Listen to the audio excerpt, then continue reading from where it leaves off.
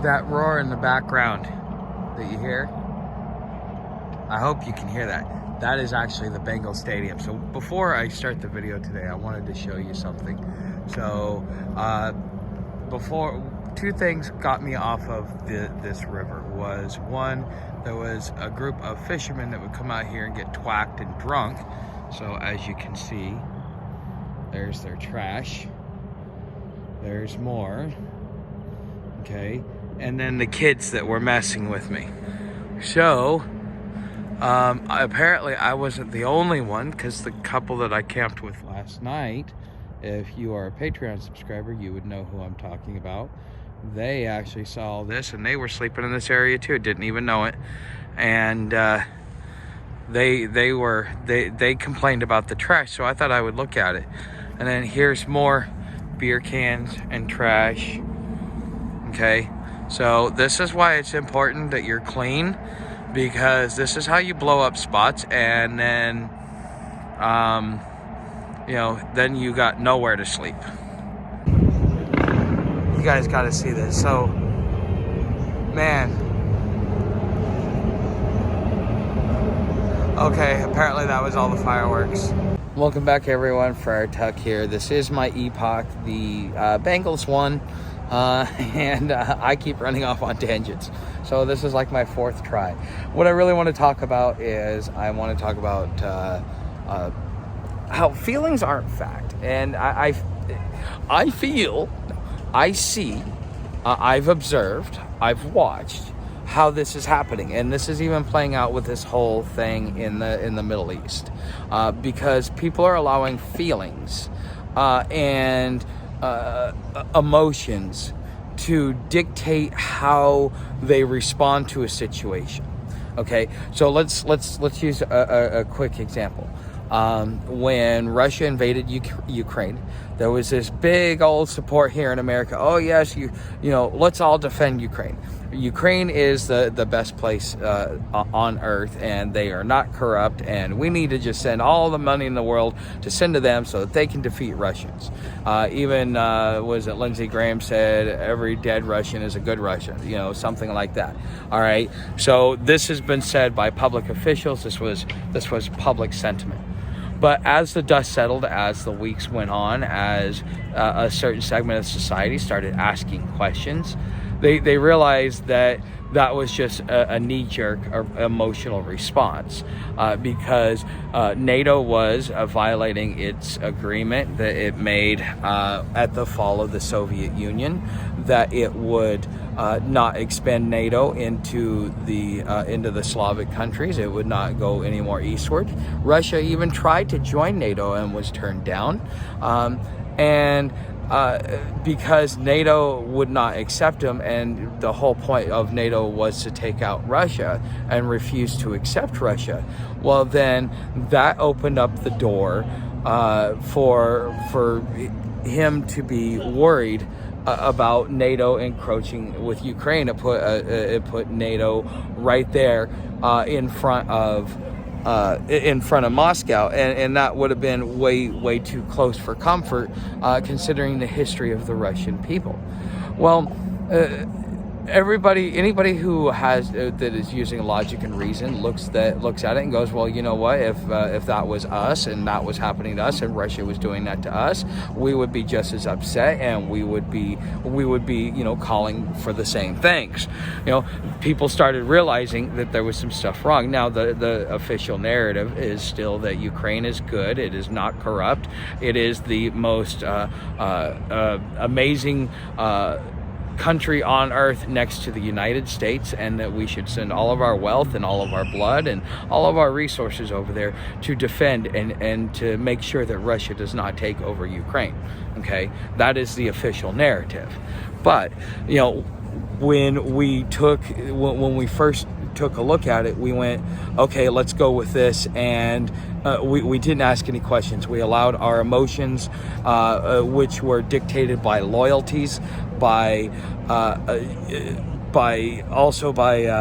narrative, because it was just like, oh yeah, Russia just randomly invades Ukraine, and nobody likes that. You're going to get everybody up in arms. But does anybody ask questions, or do they follow the first emotional response and consider that fact? This is why I made a shirt, and this is why if you go down in the below this video, you'll be able to scroll through and you'll see the feelings aren't fact shirt. This is why I made this shirt.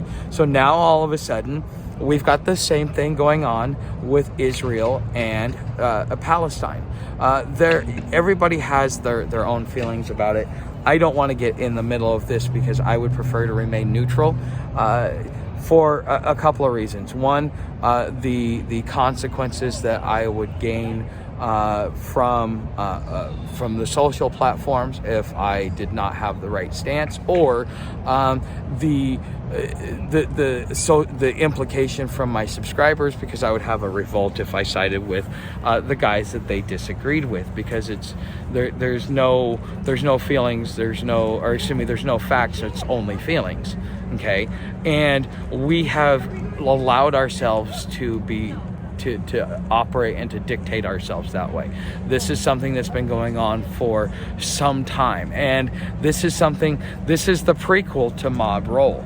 So if they know they can create a narrative to create an instant mob mentality, and you're not taking a moment to step back and realize it, because a mob is running on emotion, it is running on feelings, it's running on the moment.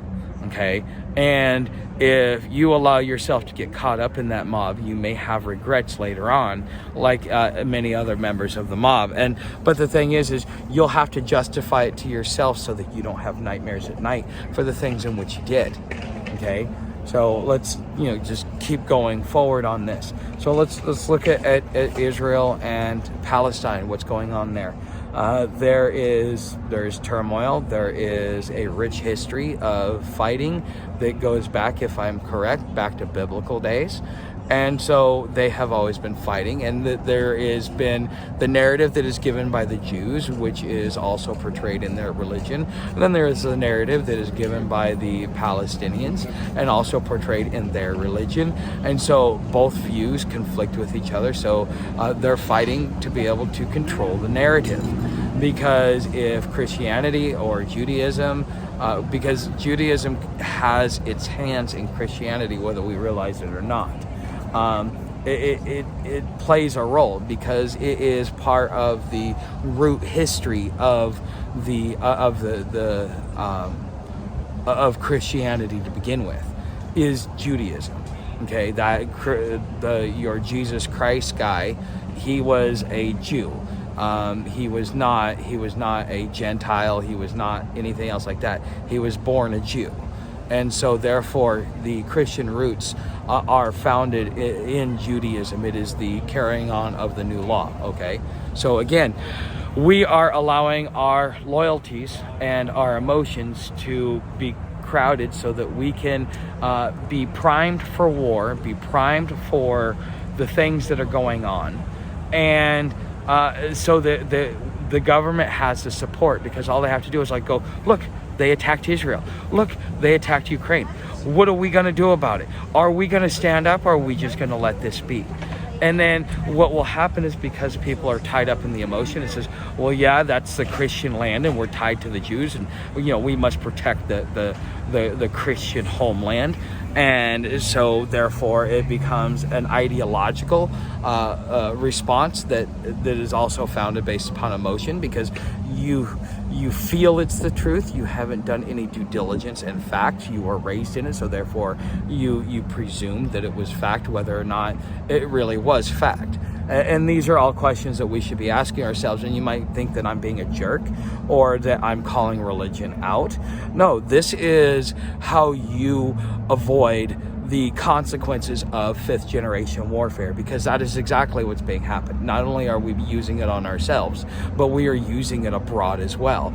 Fifth generation warfare is about media. It is about narrative. It is making sure to motivate the largest amount of people to do the most destruction. It does not require a military. All it requires is somebody who's really good as a PR man who knows how to spin things, and therefore our weaknesses are therefore exploited, and the fans are flamed, and next thing you know, we go from being getting past the whole racial tension to now we're so deep in it that it's starting to dictate the way that people interact with each other. We have the political ideologies to where we have become hostile towards each other. People have taken things that were, and that we had come to a point where we have our ideas, but we're all still a country, and divided us, and we stopped being a country a long time ago the second we allowed ourselves to be divided by partisan politics. Okay, and because at that point in time we were no longer willing to hear the other side, and you can give your excuses, both sides do, okay, but again, this is an emotional response because we have allowed our feelings and our emotions to be able to dictate all of this. Okay, there is a place for emotions, but you need to put those emotions inside and use logic and reason to be able to navigate through these tough times. Without logic and reason, you will be taken by the by the newest hoax, the newest fad, the newest information, and you will get caught up in the hysteria, and you'll become part of the mob until one day the mob turns on you. Okay, so I hope that this was valuable to you guys, and I hope that you found this very entertaining. You know how to help the channel. Either become a subscriber, hit the bell notification, like. I really want to know what you guys think about this. Or two, you can also go down into the description. There are a lot of other ways where you can help the channel out financially. Thank you for watching, and I will see you in the next video.